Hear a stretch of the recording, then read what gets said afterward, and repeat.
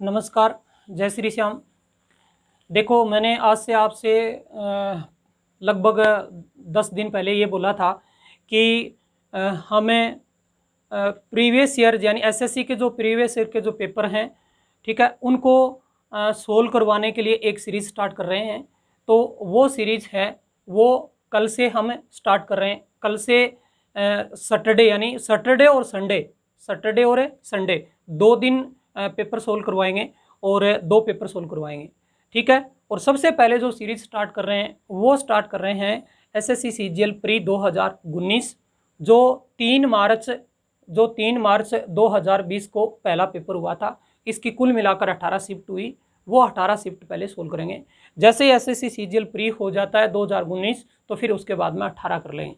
कितने? 18, क्योंकि टीसीएस है वो उसने जो एग्ज़ाम करवाने स्टार्ट किए थे वो 2018 में किए थे। तो पहले करते हैं एसएससी सीजीएल प्री 2019, उसके बाद में 2018, ठीक है। उसके बाद में जो स्टार्ट करेंगे वो कर देंगे एसएससी सीएचएसएल के जो पेपर हैं वो सॉल्यूशन करवा दें, और सीएचएसएल के बाद में सीपीओ के कर लेंगे, और सीपीओ के बाद में एसएससी सीजीएल मेंस के जो पेपर हुए हैं वो सोल्व कर देंगे, ठीक है। तो कल से हमें स्टार्ट कर रहे हैं। और अभी तो देखो 2 ही दिन वीक में 2 ही दिन सैटरडे और संडे का ही रखा है सिस्टम।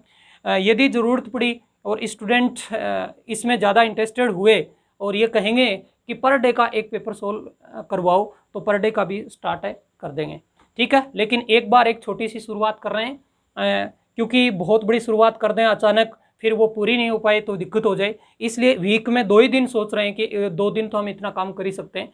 तो छोटी सी शुरुआत कर रहे हैं और इसका आप सभी को बहुत ज़्यादा फायदा होगा। ऐसा नहीं है कि जैसे मान लो कोई रीट का स्टूडेंट है तो वो ये सोच रहा होगा कि मेरे क्या फ़ायदा है। बिल्कुल फ़ायदा है। देखो, रीट में क्या नहीं आएगा? अलजेब्रा नहीं आएगा क्या?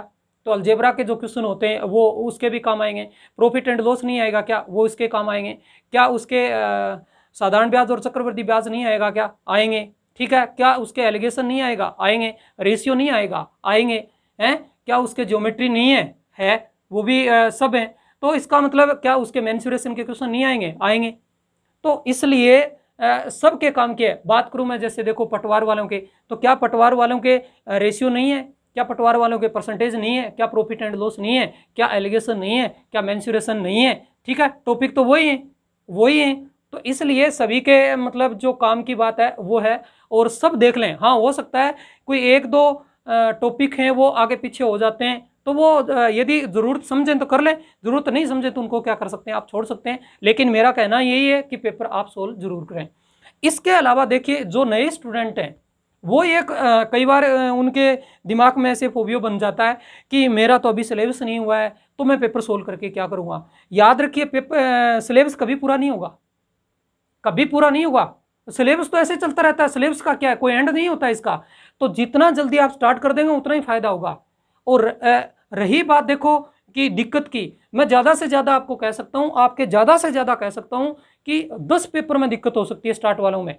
फिर 10 पेपर के बाद में आप इतने स्ट्रॉन्ग हो जाएंगे कि आगे आने वाले पेपर को आराम से सभी पेपर को हैंडल करने स्टार्ट कर देंगे।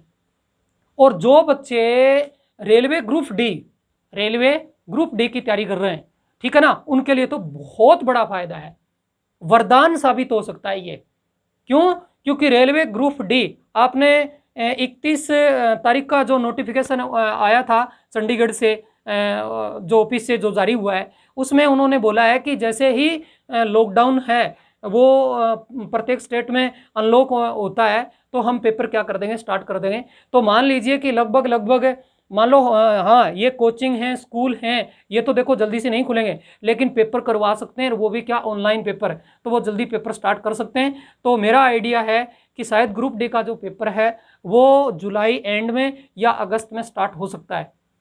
मेरा आइडिया है ये, ऐसे मैं सोच रहा हूँ कि इतना शायद टाइम लग सकता है, क्योंकि पहले एनटीपीसी के जो लास्ट जो फेज बचा हुआ है वो पहले एनटीपीसी वाला पूरा करवाएंगे, उसके बाद में ग्रुप डी का क्या होगा, पेपर स्टार्ट होगा। तो सभी के सभी बच्चे, ऐसा नहीं है जो ग्रुप डी के करते हैं, तैयारी कर रहे हैं, वो तो देखो करो ही करो, और जो एनटीपीसी CBT 1 का पेपर दे दिया है और उन्हें लग रहा है कि CBT 2 में हो जाएगा और CBT 1 आराम से निकाल लेंगे, तो जो एनटीपीसी मेंस की जो तैयारी कर रहे हैं, ठीक है, उनके लिए भी क्या है, बेस्ट है, उनके लिए भी बेस्ट है। और SSC GD MTS उनके लिए तो सबके लिए है ही साहब। सबके लिए। आपने एसएससी सीजीएल प्री लेवल की पेपर के तैयार कर रखा है, आपको एसएससी जीडी का पेपर देना है या एमटीएस का देना है, तो फिर आपके लिए आराम से बहुत आसान हो जाएगा वो पेपर। तो ये जितने भी स्टूडेंट मेरी क्लास लेते हैं मैथ्स वाली, उन सभी से मेरा निवेदन है कि एक भी पेपर नहीं छोड़ें, पेपर सब देंगे। और मैं हमेशा अब ये नहीं है कि मैं ऑनलाइन के लिए ऐसा कर रहा हूँ, ऑफलाइन क्लास में आपको पता नहीं है तो जितने स्टूडेंट मेरे को अच्छी तरह से जानते हैं उन सबको मैं एक चीज पर सबसे ज्यादा जोर देता हूं, किस पर? पेपर पर।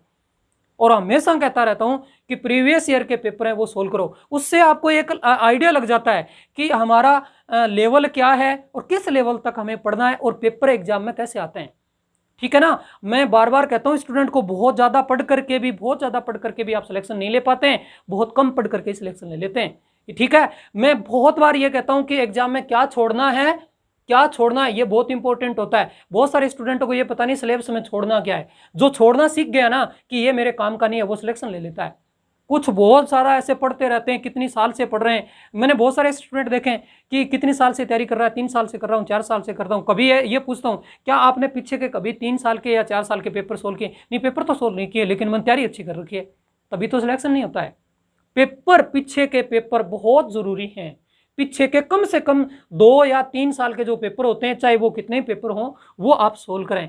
वो सोल्व करके फिर एग्जाम में बैठते हैं, कभी दिक्कत नहीं आती है, कभी भी दिक्कत नहीं आती है। और जल्द ही रेलवे ग्रुप डी के लिए अलग से बैच स्टार्ट कर रहे हैं। रेलवे ग्रुप डी के लिए जो एमटीएस और एसएससी जीडी के लिए भी फायदेमंद होगा। और रेलवे ग्रुप डी का अलग से मैथ्स की क्लास है, वो स्टार्ट कर रहे हैं बहुत जल्दी ही। मैं ये तो नहीं कह सकता कि कल ही स्टार्ट कर देंगे, लेकिन जल्दी ही कोशिश कर रहे हैं। ठीक है ना। तो सभी स्टूडेंट से मेरा वापस यही निवेदन है और मुझे पूरा विश्वास है कि यदि आपने जितने मैथ्स के मैं पेपर सोल्व करवाता हूं और आपने ये क्लास ली हैं, तो मैं निश्चित रूप से कहता हूं कि आपको पेपर में निराशा हाथ नहीं लगेगी। बहुत पॉजिटिव हो जाएंगे आप, बहुत पॉजिटिव हो जाएंगे, बाकी लोगों से बहुत सारे आगे निकल जाएंगे, बहुत सारे लोगों से आगे निकल जाएंगे। ठीक है।